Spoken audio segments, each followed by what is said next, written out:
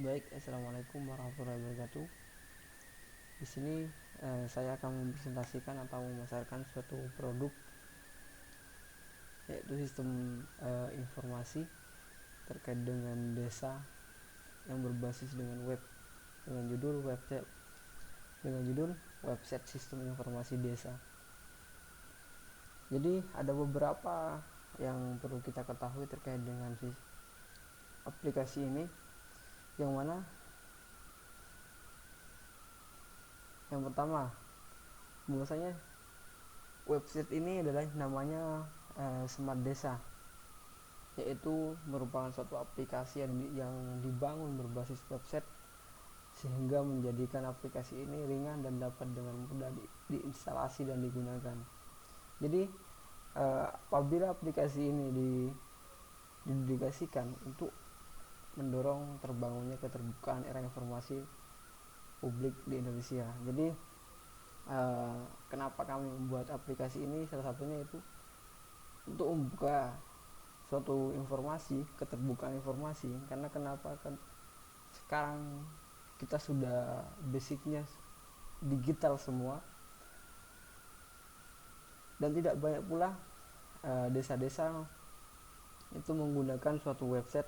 Maka ini ada suatu tawaran baru atau suatu ide yang cukup cemerlang untuk kita tawarkan kepada konsumen, bagaimana website ini dapat digunakan dengan baik dan juga dapat bermanfaat kepada khususnya desa untuk membangun desa yang lebih baik ke depannya.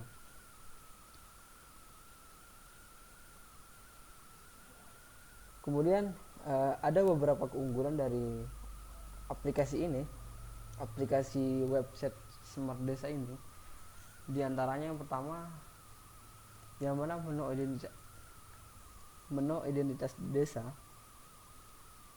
yaitu merupakan suatu data yang mengidentifikasi mulai dari nama desa, alamat, kabupaten, provinsi, bahkan sampai dengan peta kantor dan wilayah desa.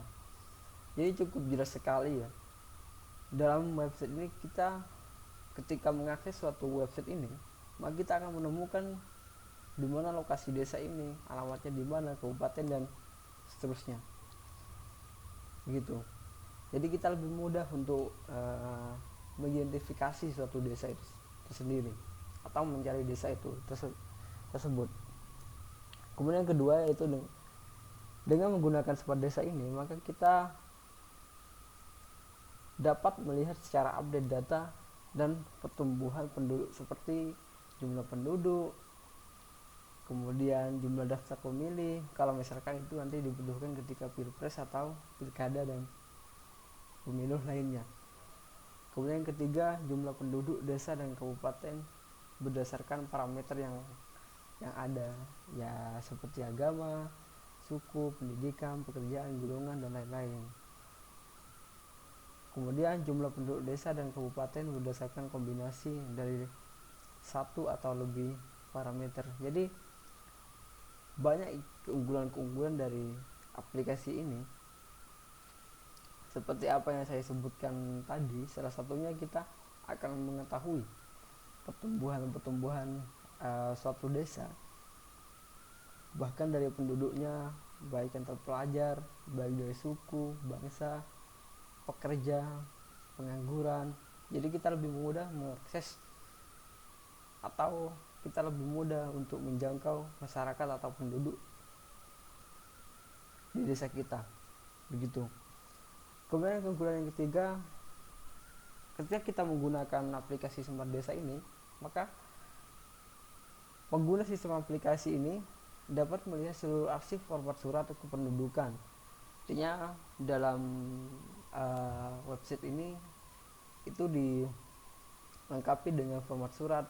Kita dapat ketika minta kepada kepala desa itu tidak perlu lagi untuk datang kepada kepala desa. Kita tuh cukup berinteraksi di dalam website itu sendiri.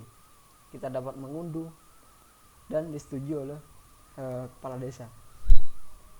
Artinya hadirnya website ini itu lebih memudahkan kepada masyarakat, dan juga kita perlu beradaptasi dengan teknologi, karena pada sekarang ini eranya sekarang menjadi era reformasi 4.0.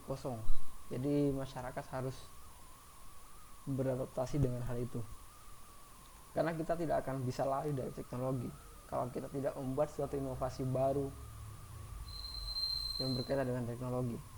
Kemudian keunggulan yang keempat yaitu dengan menggunakan smart desa ini, maka pengguna sistem aplikasi dapat melihat secara update pertumbuhan pembangunan desa. Nah, seperti yang saya jelaskan tadi di atas, cukup jelas sekali. Artinya indeks kesuksesan suatu desa atau pertumbuhan desa itu cukup dilihat dengan di aplikasi ini. Dia pertumbuhan ketika pembangunan apa saja yang dibangun dan lain sebagainya. Jadi kita lebih mudah untuk mengakses hal itu. Nah, tuh.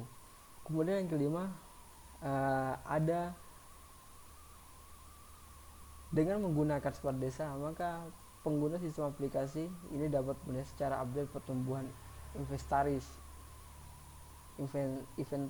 proyek desa, ya seperti yang dijelaskan tadi, misalkan pembangunan jalan, pembangunan rumah untuk masyarakat miskin, ya kita dapat mengakses dalam website ini. Jadi sejauh mana kinerja dari seorang kepala desa untuk memajukan desanya itu, kita dapat melihat di aplikasi ini. Begitu kira-kira. Kemudian keunggulan yang keenam, ketika kita menggunakan aplikasi smart desa ini, maka sistem aplikasi dapat dilihat secara update rencana pembangunan desa. Jadi kinerja desa atau kepala desa kedepannya itu apa yang mau dikerjakan, apa targetnya, indeks kesuksesannya itu bagaimana, itu dapat diakses di aplikasi ini. Jadi cukup jelas sekali dalam aplikasi ini. Itu kemudian yang ketujuh, ketika kita menggunakan aplikasi smart desa ini, maka pengguna sistem aplikasi dapat melihat secara update grafik pertumbuhan penduduk yang antara lain. Jadi pertumbuhan penduduk seperti saya jelaskan yang di atas tadi itu cukup jelas ya. Kita dapat melihat ya berdasarkan dengan dusun. Jadi dusun mana yang lebih maju dan lebih berkembang. Kemudian pertumbuhan penduduk berdasarkan pekerjaan. Jadi kita dapat mengetahui siapa yang mendapatkan pekerjaan, siapa yang memiliki pengangguran. Jadi kita dapat berinteraksi itu lebih melihat masyarakat kita itu lebih enak, dan kita dapat membagikan dan kita akan membuatkan peluang-peluang kerja begitu untuk kinerja kepala desa ke depannya.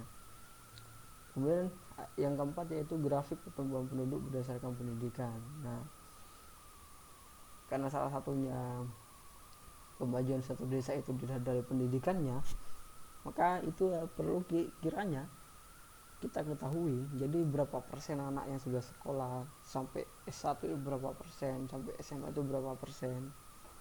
Jadi indeksnya itu ketahuan di sana nantinya. Kemudian menu surat. Nah, dalam menu surat ini kita yang dulunya kita menggunakan arsip surat secara manual yang gampang hilang, maka hadirnya suatu website ini kita dapat mempermudah, lebih fleksibel ketika penyimpanan dan tidak cenderung hilang. Maka cukup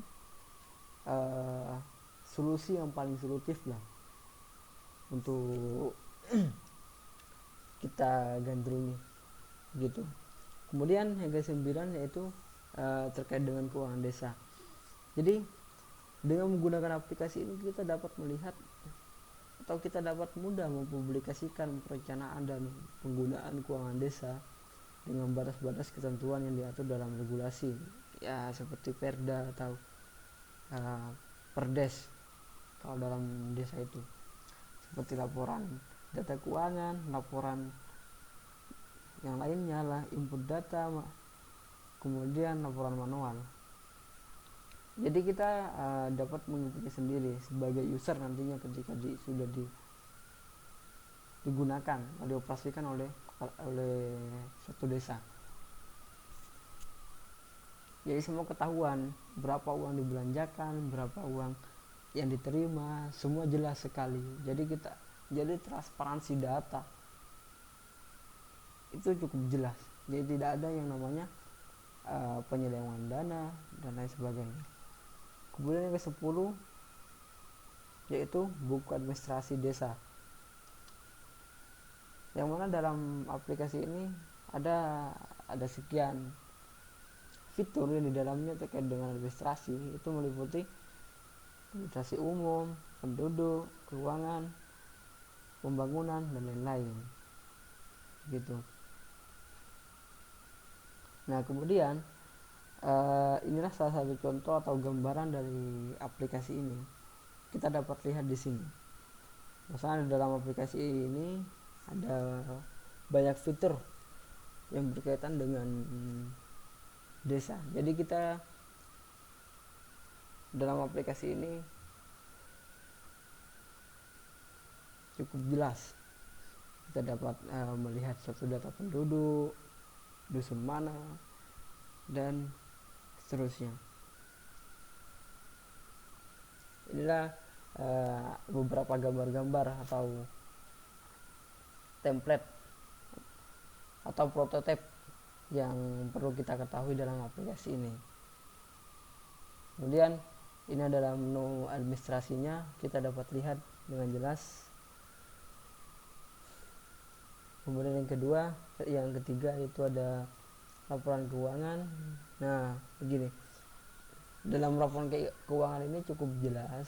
Jadi berapa uang dibelanjakan oleh kepala desa untuk membangun suatu proyek atau kinerja membangun desa, kita dapat mengetahuinya di sini.